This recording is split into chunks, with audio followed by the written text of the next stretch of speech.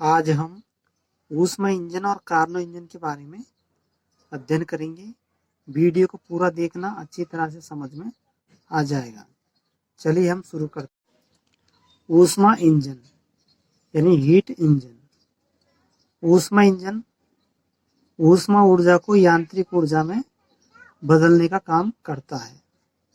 ऊष्मा इंजन के 4 भाग होते हैं: स्रोत, कार्यकारी पदार्थ जो सिलेंडर में भरा रहता है, इसको कार्यकारी पदार्थ कहते हैं। सिंक, सिंक जिससे वातावरण को ऊष्मा जाती है, सिंक। और ये स्रोत, स्रोत नहीं, ये स्टैंड है। ये स्टैंड कैसा होता है? रुद्धोष्म होता है। अब हम देखते हैं स्रोत जो है ये अनंत ऊष्मा धारिता होती है इसकी। चाहे स्रोत से कितनी भी ऊष्मा ली जाए, स्रोत की ऊष्मा पर कोई प्रभाव नहीं पड़ता, इसके ताप पर कोई प्रभाव नहीं पड़ता। सिंक का ताप स्रोत के ताप से कम होता है, यानी T2 होता है।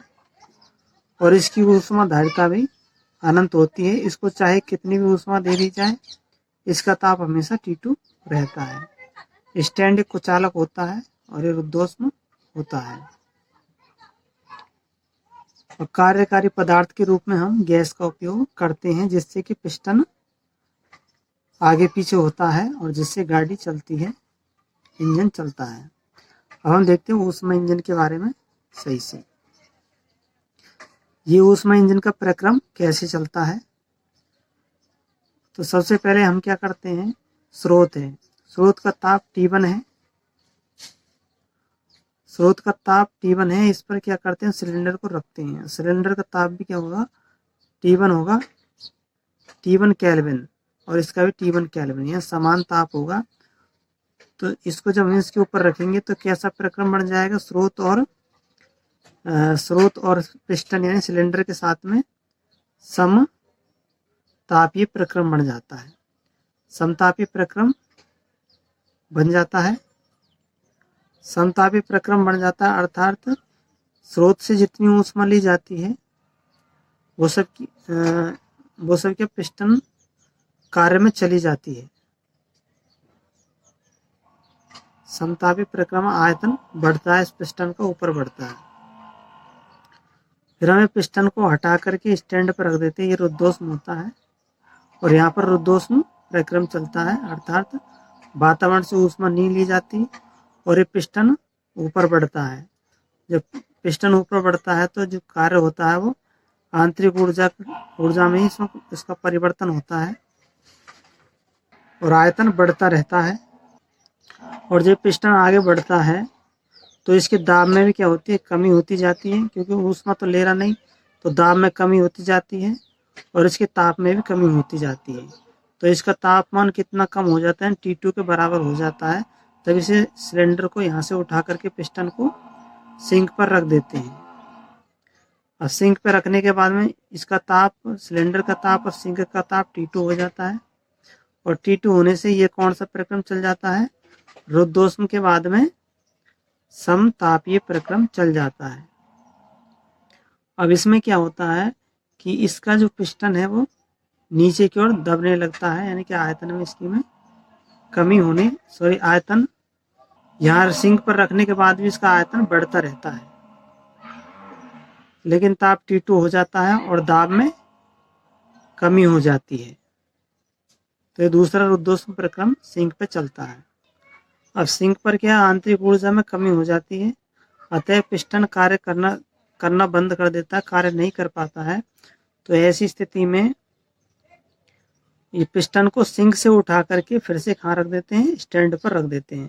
अब स्टैंड पर रख देते हैं तो इसके स्टैंड के पिस्टन को इतना दबाया जाता है जिससे कि इसका आयतन तो कम हो ही जाता है, दाब भी बढ़ जाता है, दाब इसके बराबर हो जाता है और इसका जो आयतन है, आयतन भी इसका कम हो जाता है। और इसका इतना दबाया जाता है कि इसका ताप कितना हो जाए? T2 हो जाए, क्योंकि पिस्टन को दबाने से अंदर का जो ताप है वो बढ़ता है, तो इसका ताप T2 हो जाता है। और जब T2 ताप होते ही इसको स्रोत पे रख देते हैं और स्रोत पे रखने के बाद में फिर से अंदर से ऊष्मा लेता है और ऊष्मा लेकर के पिस्टन आगे गैस में प्रसार होता है। प्रसार होते ही पिस्टन आगे की ओर बढ़ जाता है। इस तरह से ये पूरा प्रक्रम चलता रहता है, इंजन चलता रहता है। तो ये है हमारा ऊष्मा इंजन। यह आपके समझ में आया होगा। यदि समझ में नहीं आया हो तो इसको बार बार देख सकते हैं, वीडियो को बार बार देखना। तो जो ऊष्मा इंजन है इसमें खाली थ्योरी दी गई थी इसमें ऊष्मा इंजन में। तो जो ऊष्मा इंजन की थ्योरी को गणितीय रूप में प्रस्तुत किया था कार्नो ने। तो कार्नो ने कार्नो इंजन दिया था। तो इसी का क्या है, गणितीय रूप है। तो इसमें क्या किया, इसको चक्र बना है जैसा हमने बताया है। स्रोत है, स्टैंड है, सिंक है और फ्री स्टैंड पे आ जाता है। तो यहाँ हम देखते हैं कि स्रोत का ताप कितना है, T1। स्रोत का ताप T1 है। तो इस पर सिलेंडर को रखते हैं तो सिलेंडर का ताप क्या हो, P1 V1 T1। और इसका ताप नियत है। और जब स्रोत पर रखते हैं तो आयतन में वृद्धि होती है, V2 अधिक होता है V1 से। और इस समतापी प्रक्रम होता है। इसमें किया गया कार्य, ली गई ऊष्मा किस में परिवर्तित हो जाती है, कार्य में परिवर्तित हो जाती है। और कार्य बराबर होता है 2.303 R T1 log 10 V2 बटे V1। फिर हम क्या करते हैं, फिर आगे चलते हैं यहाँ तक बी पॉइंट पर। बी पॉइंट पे बी बिंदु पर आते हैं। बी बिंदु पर हम देखते हैं कि हमने सिलेंडर को उठा कर कहाँ रख दिया, स्टैंड पर रख दिया। रुद्धोष्म प्रक्रम हो जाएगा। रुद्धोष्म प्रक्रम में आयतन में तो वृद्धि होगी लेकिन दाब में क्या हो जाएगी, कमी हो जाएगी। दाब में कमी हो जाएगी, आयतन में वृद्धि हो जाएगी और ताप क्या हो जाएगा, ताप 0 रहेगा क्योंकि रुद्धोष्म रहेगा। अब ऐसी स्थिति में किया गया कार्य क्या होगा, W बराबर R बटे 1 minus gamma into T2 minus T1। अगर हम गामा को माइनस में लेंगे तो जो प्रारंभिक ताप है उसको हम माइनस में लेंगे, यानी प्रारंभिक ताप T1 है, प्रारंभिक ताप T1 है तो इसको हम T1 को माइनस में लेंगे। फिर इसके बाद में क्या करते हैं कि इसका जो रुद्धोष्म प्रक्रम में ताप, यानी कि इसका ताप धीरे धीरे कम होता रहता है, यानी कि T2 हो जाता है। तो इसको उठा करके हम कहाँ पे रख देते हैं, सिंक पे रख देते हैं। तो सिंक का ताप T2 है ये पहले से, तो अब कैसा प्रक्रम हो जाएगा, समतापी प्रक्रम। तो यहाँ भी क्या है, आयतन में वृद्धि होगी लेकिन दाब में कमी हो जाएगी, ताप बराबर रहेगा। अब हम यहाँ देखते हैं कि जैसे हम सिलेंडर को सिंक पर रख दे हैं तो सिंक पर रखने पर सिंक का ताप और सिलेंडर का ताप समान है, लेकिन जो आयतन है वो धीरे धीरे क्या होता है, कम होता जाता है। यानी कि आयतन क्या हो जाता है, P4 हो जाता है सम आयतनिक प्रक्रम में। जब आयतन कम होता है तो किया जाने वाला कार्य कैसा होगा, ऋणात्मक होगा। तो ऋणात्मक कार्य को कैसे लिखेंगे, W बराबर माइनस 2.303 R तो जो RT log 10 V3 बटे V4। फिर इसके बाद हम देखते हैं कि इसका जो इसमें जो दाब है वो भी क्या है, इसमें दाब थोड़ा बढ़ जाता है। फिर इसके बाद में हम सिलेंडर को स्टैंड पर रख देते हैं।